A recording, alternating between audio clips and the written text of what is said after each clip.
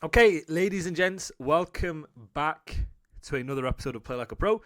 If you haven't already, YouTube, make sure you have subscribed. Guys, let me know, what type of content do you want to see? I'm thinking about playing some ranked again, getting back into the swing of things, get to iridescent, top 250, and give you more sort of live gameplay.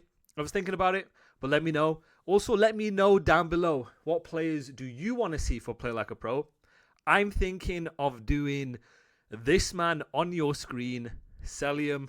I'm thinking about doing him next. So yeah, guys, let's get this going. We have RenKor, number 2 on the bottom left of your minimap. This is their breakoff. Curious to see what weapon he has. I assume because Trakes is in front of him, because number 1 is in front of him, he has an AR behind. He's going to be playing more of an AR angle, trying to play off number 1.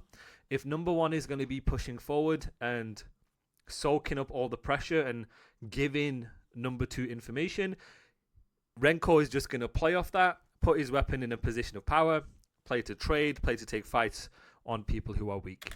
Let's see what he does. Nope, he's not doing that. He's watching the repinch instantly. So he was worried about someone repinching this instantly, went to clear his timing, got information on this guy, and potentially this guy, comes around to help his teammates trade. Let's see how he plays it here. Curious to see what weapon he has. I'm pretty sure he does have an M15 here. Watching market here, watching store in case he gets any bad timings. Let's change the color here. Now they're playing their wave, 47 seconds left. It's a 3 versus 3. They're playing off information. Let the game come to them. Once they get kills, they can decide if they want to keep the game in front of them or they can decide to flip. So we keep watching RenKor, number 2 here, currently mid-cut. Distance between him and where he thinks the next fight's going to be. This tells me right here he should have an AR because he's holding an AR angle. He's predicting Falcons either from information or from his minimap that they are going to be picking up market. Trex is probably calling it out here in the moment. So he's pre-aiming that, letting the position do the work for him, letting the position give him the kill, creating distance between him and where he thinks people are going to be. Guys, what I want from you guys in ranked, are you still hard stuck? You've been grinding ranked, you're still platinum, you're still diamond, you're still crimson. You're bad at the game. You're bad because you've never been taught how the top 0.1% of players actually think. Players like you spend hundreds and hundreds and hundreds of hours practicing the wrong things. You build bad habits. And you know what the worst part is? You don't even know what that is. You don't know what you don't know. So nothing improves no matter how many games you put in, no matter how many YouTubers you watch. I'm D-Real. I'm the 2023 World Champion. I have distilled 15 years of competitive experience and knowledge into a course that gives you the exact same system, the mindset, and the mechanics that built world champions. Learning from players like Crimsix, Hydra, Sib, Neptune. Not tips, not tricks. You're going to get pro level strategy, movement, aim drills, positioning, and a mindset with all of these. All instantly downloadable for you. You stop losing gunfights you know you should win. You start climbing the ladders. Join the hundreds of people who have already downloaded this course and have already seen instant improvements. Go to dreal.co.uk, click this here, or go to the courses, download tonight, play differently tomorrow. This is where your improvement actually starts. You'll spend more money on a controller or a gaming chair, but you won't spend any money to help you learn instantly. You decide. Playing an AR position, playing an AR weapon, it is a game within a game.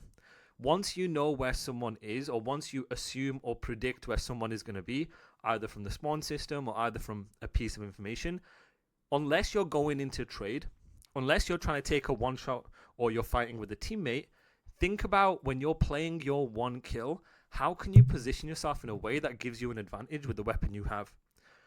The reason why I say this is your AR is beneficial for distance. It excels at medium to long ranges. So you always, or you want to try, not always, you want to try and put yourself in positions where you do have distance with the weapon that you have, unless it comes down to trading. As we're watching, let's notice how he positions himself for fights based on what lanes he needs to pick up. And let's see how and when he plays active in order to trade or fight with his teammates. So right here, still holding. Second guy clearing his timings.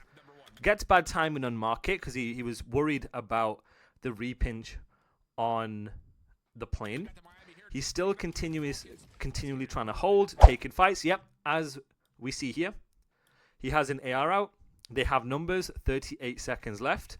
Your macro is going to determine your micro, meaning your job, your game plans, your flow as an overall team level, overall chessboard. That will determine how you take fights and how you position yourself. Pushes out, takes the fight on number 7. They're in this situation, they're in a 3 versus 1. And now they just need to play aggressive. So guys, this is for you guys who are watching, who are struggling in ranked, and you want to be an effective and efficient assault rifle player.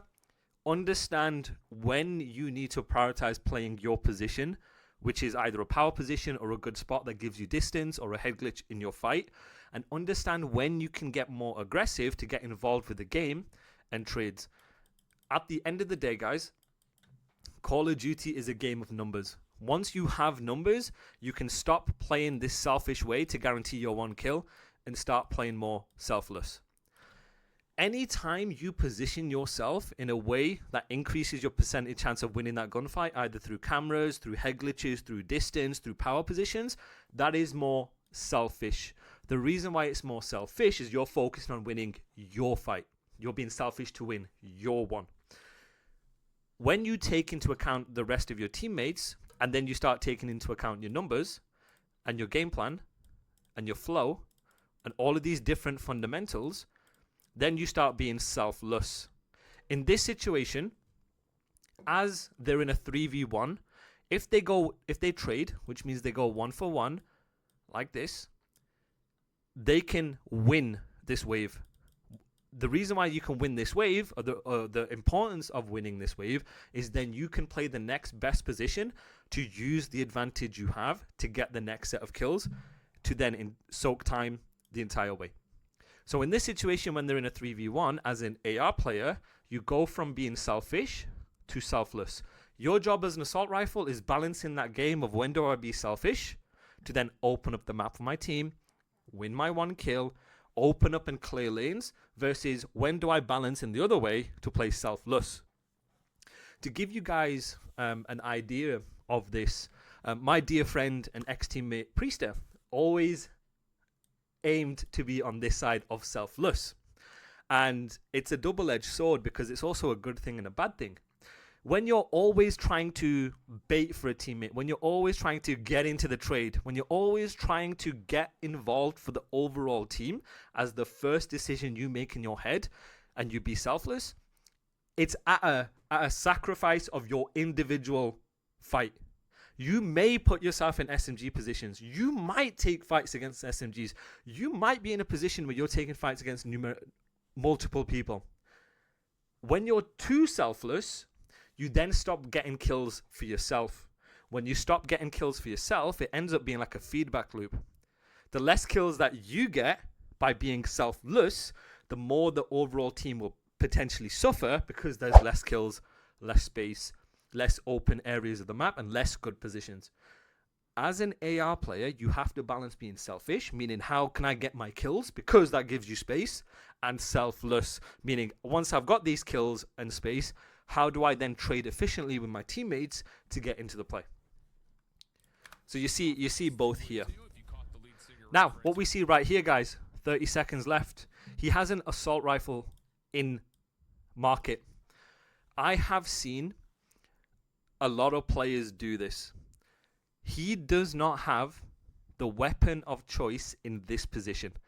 Any fight that RenKor ends up taking here is going to be an SMG fight. The general rule, and this is something that I know a lot of the Valorant players do, maybe some of the guys who play Valorant, Pro COD players, might say the same thing, I know Paco would, is when you don't have the weapon in the position of power, your angle and how you take fights is really important.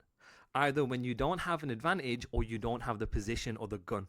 So right here, he's playing what we call a tight angle. He's playing a creddy right here. He's playing a cred or tight. I like to say tight angle. I think it's better because it's more like a Valorant term. In this position, he's trying to get the first bullet advantage by playing tight, by making them overextend. If he ended up completely squaring and playing either an off angle or a wide angle, and for example they had an SMG here, then he's in a position where he's going to lose that gunfight 8 out of 10 times. Why? Because the SMG player, let's say you're playing against Kismet in this situation, or Pred, or Xnid, if they have SMGs, well, they have the weapon in the position of power. You have a low percentage chance of winning that, therefore you are going to die. So once you understand how important positioning is as an AR player, you can then understand what angles do I want to use in order to either get me the first bullet advantage, buy time, or element of surprise. You see Scrap do the same thing as well. Scrap did the same thing on Den, and I'll try and find a clip for the YouTube video, where he had to push out. He had to take SMG fights with his AR, so he was playing a tight angle to make them overextend so he can get the first bullet onto them, because they have to clear it. So you'll see that quite a bit with AR players. And right here, he's just trying to play his creddy. He's trying to play a kill without the weapon he has. Look at where he's centered. He's expecting Falcons to slide in like this.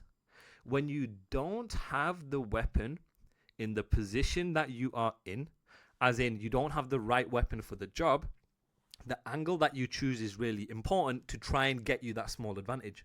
He's going to try and get his first bullet advantage here by making them overextend because he's playing tight. He is centered for this fight here, where my pink dot is, of where he's thinking they're going to slide. There's no point him centering here and being ready for here, because he's just going to get cameraed. Cameraed meaning that they are going to see him because of Pika's advantage before he can see them. So right here, he's trying to give as much advantage as he can in this fight. You could also argue potentially he could use a pistol in this situation and maybe have a little bit more success, potentially. But you can see how he's centered around here. And look at the way he's playing. He's ready in case they're sliding in. He's not aiming here. He's aiming in case they slide in. And he's ready to shoot immediately to get that first bullet advantage. So let's see how he plays it here. There we go. The exact same way. The angle that you choose is very important based on either the situation or the weapon you have.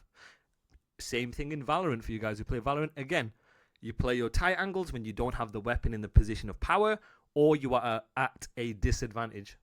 Look at how he's centered. Look at how he's forcing them to slide in. Gets his first bullets. Gets that kill. Moves. Re-engages. He moves after this first kill. Why? Because he's expecting Falcons to trade him. Trading meaning going 1-for-1. So he's expecting someone else from Falcons to fly through, kill him. So what he's going to do is use his movement in order to be, in order to either get the first bullet of the next guy, or to buy as much time as he can to play his life. Okay, look at him refilling mid. He has an AR. Oh, he's moving, and he gets one. This was nice. The fact that he's bounced off this to try and get mid-cut because he knows people are going to be here even before he's used his stun is I really like plays like this. So 2 things for you guys watching is, number 1, I want you guys, I'm telling you guys in ranked, I need you to start using your movement as a way to set up fights, not as a way in the middle of fights. A big reason, so we've got movement and we've got a big reason why you guys just keep getting gunned by using your movement is because you're overly doing it. You don't have to. I promise you, not even Shotzi and Neptune are doing that. Okay, Neptune maybe. But it's not as reckless and careless as you guys are doing it. And they're talented, so they can do it. But guys, use your movement to set up fights. If you're an SMG, use your movement to reduce the distance between you and where you think you're going to fight. A good spot so you can fight, and where you think people are going to be.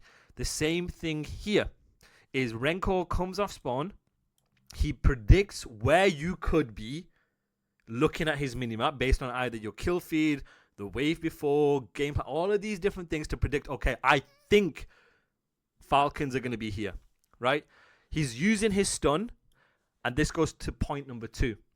Guys, I need you to start using your stun, especially to help you clear timings and get information.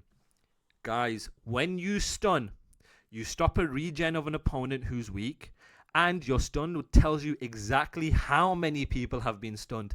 This is one of the best ways to clear your timing so you can get into the next best position and set up a fight to get first bullet advantage, or you can allow your teammates to get across to you to help you once you know how many people are stunned. Of course, it slows down the push, definitely, but they're the 2 biggest reasons why you want to use your stun way more than you're doing. You guys don't use your nades, you guys don't use your stuns, and it's one of the easiest ways to dictate a fight. Is he going to go mid? Is he going to go mid to get his teammates out? Nope, he's going to still stay top green. Yes! Now, where's my mouse? Now he's gone top green. As an AR, understand when you need to get your teammates out. Going into a power position as an AR, this is where you play selfish. Why? Because you need to hold open lanes. You need to put yourself in a position of power to then win your fight. Play an AR spot to win your fight. So right here, this is more of a selfish play. But again, this is the whole feedback loop. And this is when it becomes sort of like a paradox. Even though you're being selfish, you're kind of being selfless because you're opening up lanes for your teammates to come through. So you're like Overwatch, basically. Guardian Angel is how I describe it. Right, 16 seconds left. Their win condition is to flip and to get new. Look at how he plays with his teammate here. Same again. This is now, as an AR player, you go from being selfish to now you're being selfless. He's with a teammate in order to try and trade. Why? Because your macro and your chessboard determines your micro, meaning how do you play. They're in a 3v4. They're in a disadvantage no matter what, right? Because he's out of the play. So as long as when you are in a disadvantage, guys, when you are rotating, as long as you're holding hands and you force out trades, you can either flip them out or at worst cause parallels. So the setup for new isn't easy for the team that's already there, right? Them two are in a position where they're using process of elimination to clear common spots. As soon as all this is cleared, there's only a limited amount of areas that they could actually be. When you know there's a limited amount of areas that they could actually be, you start to predict ahead. You start to anticipate exactly where people are going to be. Once you anticipate where people are going to be, you can start to use teamwork to isolate fights or make people useless to take timings. When you are in situations like this, guys, when you're trying to break, by breaking a full setup, you're trying to read what areas are hot versus what areas are soft. Meaning, where do they have the most pressure? Where do they have the most map control? How do we either take fights together through bait and switch, dragging aim assist, taking isolating fights together? Or how do we make him useless to take areas of the map to make the break easy for us? LAT did a fantastic example of this. So in this situation, when you get to here, this is your progression spot, you can decide, okay, if there's somebody here, we can either isolate him or we can make him useless and take these routes. Same thing on Den P2, a bunch of different hills. You can either make him useless or if you have information otherwise, you can isolate him and use that to spawn him out and make a play. I expect number 3 to do this. Maybe he's going to do this. And based on whether you get kills, if you have numbers, you then start taking the QRP towards time. So right here, let's see how RenKor plays it with his AR. He's in an AR position. Again, let the position get the kills for you without thinking about it. Just by playing good positions, you put your weapon in a position of power while you're getting information. So right here, they're trying to get information. They're going to use utility. They're going to use the cover. They're going to bounce around this shit if they want to. They can play around here. They can either isolate him or they can either isolate him. Either way, there's an isolated fight going on. They're going to spawn out. All right, so let's see how they play. There we go. Trix he's just bouncing on it. I mean, fair enough. You want to bounce on it? There we go. Right. RenKor ends up getting the first kill. Again, the position that you play can get you information and get you kills. Understand what is a good position with the weapon you have, especially as an AR player. More importantly as an AR player, right? Gets that kill top. They're now in a 3v3, 3v2, because he ends up spawning out. You look at the pros who lift the trophies. You dream about seeing your name in the lights. You wish you could be good enough to make content. You wish you could be good enough to be on that stage. But nothing is changing. You're so hard stuck, and you wish you could be earning the big money in the CDL. The same mistakes, the same frustrations. And the real fear isn't losing games. You look around, seeing players that you used to beat, getting better than you, beating you. You don't know why. My name is Dirul. I am the 2023 Call of Duty World Champion. 15 years at the top level, 5 major titles. I want to work with serious players who are done guessing and want the exact system that built world champions. Champions like Priester, like Hydra, like Skies. These CDL champions don't lie. I am opening slots for me for my 8-hour world championship coaching. This is a full one-to-one built entirely around you. You get everything. Nothing is gate kept. Your habits fixed. Your strategy rebuilt from the ground up. This is transformation. Players who have done this have gone on to play for top challenger teams, some of which are in the Pro League. One player went from platinum to top 250 in 16 hours. This isn't a coincidence. That's a system with deliberate, purposeful practice. This could be you. You're going to leave being a different player and a different human. If you're serious about your improvement and you're serious about seeing your name in the lights, I'm opening up slots for me. Spaces are limited. They're limited because I put time into you. Do not wait. Do not waste another year. They get this kill. So what can they do? They can either ape him, or they can ape and control areas to find out where this guy's. We don't know where he is. He could be here. He could be here. He could be here. Well, he's not going to be there. He could be here. But we just know we're looking for 2. Now, because we're looking for less players, we play faster. That process of elimination in our head is quicker and quicker and quicker. That predictive modeling becomes quicker and quicker. And you basically isolate. That's it. Beautiful stuff. I expect them to break here. If they don't break, it's because this guy's world starred. Is MC...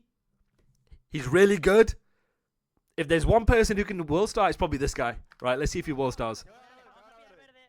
Right, we're clearing things. We're playing fast. Oh, he's nearly done it. He's nearly done it. Now, what I would like to see is, I get he's trying to play control. I want to see him get across personally, just so we can secure time and then bump out front. But all good. Right, 2 ends up dying. Sacrificial lamb. So now this is your AR. On the balance, selfish, selfless. When you have numbers, this has to go lower. You have to be selfless and you just have to run it down. Run it down. Word to Paco. Run it down. We've got to run it down when we got numbers. Just so we know where this moron is. Sorry, where this guy is. Right, number 2 is going to come off spawn. He knows what his spawn means. He knows they're pushed out P2 when you get that spawn. Right, now we have numbers. Now we're trying to clear P2 together. He's playing an AR spot. He looks at his minimap, understands his position in the flow. Based on your positioning in the flow, understand what your job is. Understand the situation you are in. With the weapon that you have, you can position yourself to either get information or get kills. As an AR player, went top green, got a free kill on P1. Now he's in a position to take fights off that, putting his weapon in the position of power. Now, this is him being selfish. He's being selfish because he's put himself in the position of power to get his kills, which, because he's being selfish in this situation, opens up the map for the rest of his teammates. Once they start getting kills, I expect him to be selfless and pushing out to get trades here and get space. Let's see how he plays it. Nope, they don't have numbers, so he has to continue to play selfish and keep playing for progression. But now, as the first guy in the flow, or second guy, he's rotated across, shifting across to pick up an open lane to try and get kills. Now look at how he's playing. He's trying to get new with 13 seconds left. They somehow end up winning this, by the way. All good. Right, 30 seconds. We need to play through time. We're just trying to play for trades. So Miami are really good at trading out. RenKor still has an AR. He knows where you're going to be. All he's doing is trying not to scam it in the hill.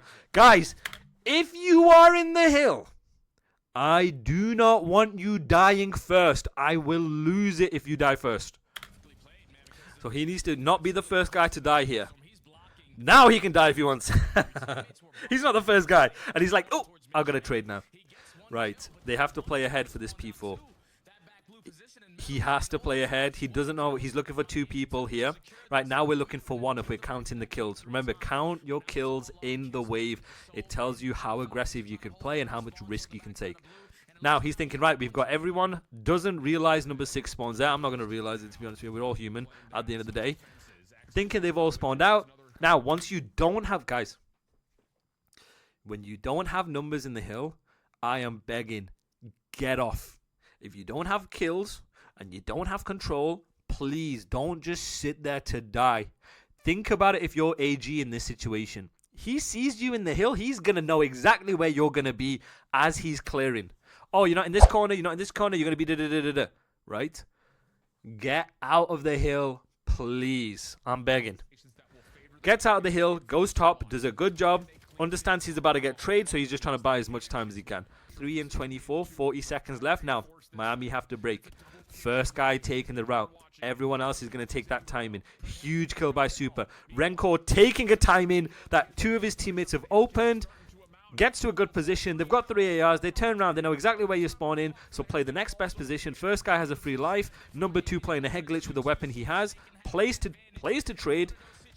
Is he going to fight with Trakes? Nope, he's not. Oh my god, he's not fighting with Trakes. Okay, he should be. All good.